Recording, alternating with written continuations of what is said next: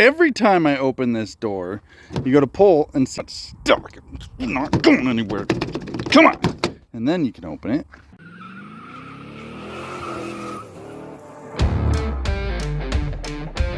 And what's going on here is when you scoot your eyes in here with me, you can see these bushings are just worn out on these hinges. Maybe the hinges are a little bit bent. Could have been somebody using this door as like a, you know, grab handle to get in and out of the truck, and then they bent it. We're going to replace those hinges today. Got a little tripod going here so you can really see what's going on, because I didn't like the other view. Now just kind of watch there. So it moves a lot. How do we take this out? Well, if you look in this little seam here, you can see a couple of bolts. All we got to do is remove those. But then if you look in this seam, you see this guy's in the way. So we got to take the fender off first. I'm going to start with taking this front fender off. And I think mine is held in maybe by 1 or 2 clips. A lot of it's broken. I don't even know if I'll put this back in. Anyways, you probably have more clips than I do. But it should just be these little like push style body clips. You pop the center off and then you pop the end. I'll show you how to do it. All right, let's see if I can do this one hand here. Oh yeah, just, you know what? I broke it. So it should just pop out, but come on. This thing's been sitting in the heat and the sun for its entire life. So these break. So really, I guess what I'm saying is you probably should just buy a kit that has body clips, because it's just they just break. I'm gonna keep breaking mine and pull this guy out. I am not even making this up. This one, right after I said that, came out perfectly. The middle part pops out, then the guy pops out. And so how these work, when you go to push it back in, it's like a drywall anchor. It just fans out these little edges and holds everything together. I'm still gonna replace it because I think it's old and on its last leg, if I even put this inner fender back in. But I think maybe now could be in a situation where this guy just pops out. Okay, come on. Come on. Come on. That's... I'm not seeing any value and putting that back on. Let's try to count the bolts here. I don't know. We got 1 in the top there, and then we got 2. This guy's actually a bolt and a stud, so we got to take the hood strut off. 3. There's 1. Where did that guy go? Right there. But you reach your hand in. I don't know if I can get this, fellas. Maybe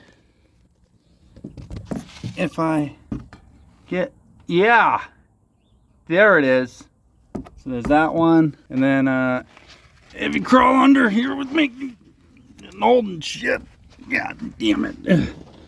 I don't know if that screw needs to come out. Maybe 6. I think there's 6 bolts and maybe a screw. I don't think I need to take these runners off, but I don't know. I'll let you know. And these are 10 millimeters, I think, all of them. Maybe I'll let you know. Hood strut comes off. You pry this up with a screwdriver, and then I think we'll be able to just pop it up out of the way. Let me see if I can put the camera down. Yep, that's it. Okay, well now it won't stay up, so I'm gonna have to go find a stick.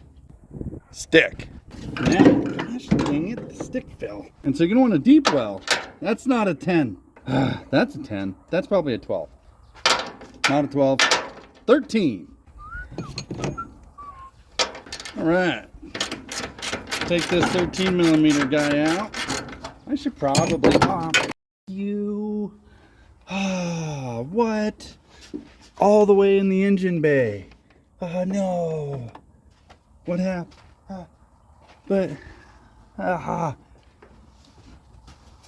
Where'd you go? Get a magnet bowl maybe. Make your life easier. Don't be like me. All right. 10s. 10s for these guys. I'm gonna get rid of that. I'm gonna drop it somewhere.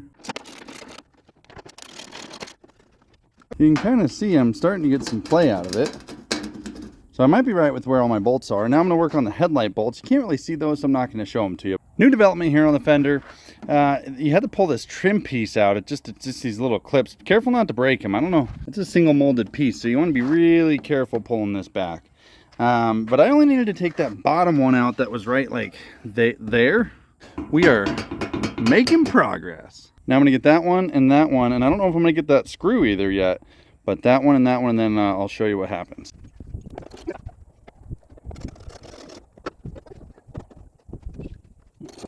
I feel like maybe I'm missing something.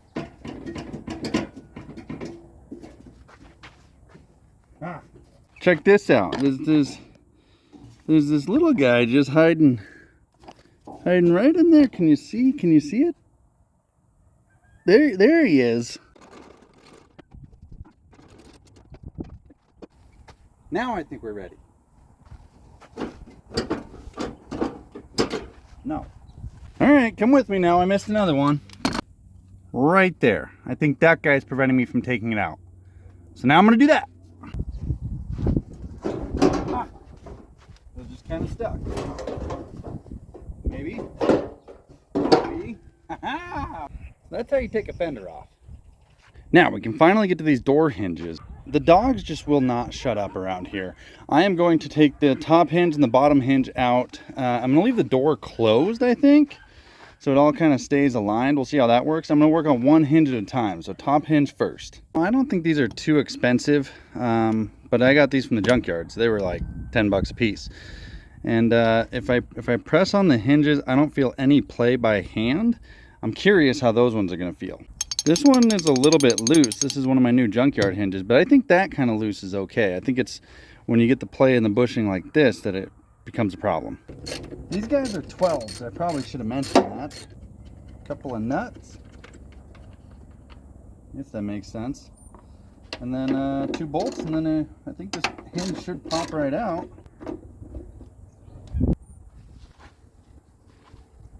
Screwdriver maybe.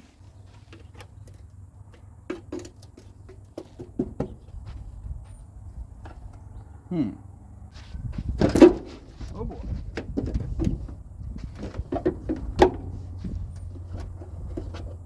Well, that was dumb. Okay.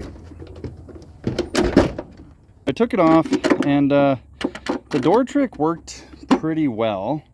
I had a hard time. You got to kind of like really work this guy out. One of the hurdles in getting it out is this guy's got like a little lip. Let me show you what I'm talking about here. So one of these has a lip to help everything align, which is actually really cool. But you just got to be careful when you're pulling it out, not to damage anything. But that guy pops out, and it actually doesn't feel, it feels really like bound up and tight. I don't know. Maybe this wasn't my problem. Get my new junkyard hinge and throw this guy in. New one's on. I didn't torque these down too much. I'm going to see how the door opens and closes now. That is improved. Still has some room to go, but that's improved.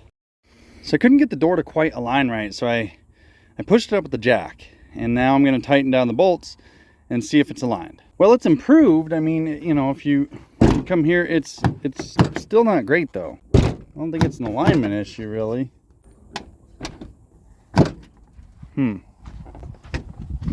Now for the bottom one.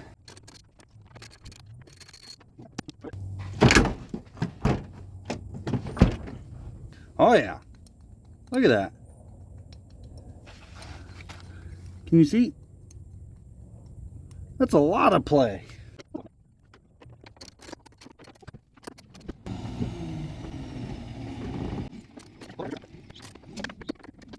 Moment of truth. Let's see how much movement we get. Maybe here? No movement. I'm still having problems with this lock mechanism functioning right. I'm gonna spray it out with some brake cleaner. Ooh, that's getting everywhere. You gotta stand back a little bit when you do this. It's a lot better, and you know, from the outside, not great, but let me show you. You just barely touch this handle, boop, pops right open, slides and glides. So that's a job well done for what we did. Still got more work to do though, because something's going on with this latch and my little spray lube in there trick didn't work. I think it's the outside handle, maybe a cable bound up, I don't know. And I'm gonna just throw this fender back on. You saw how it came off. It goes on the same way.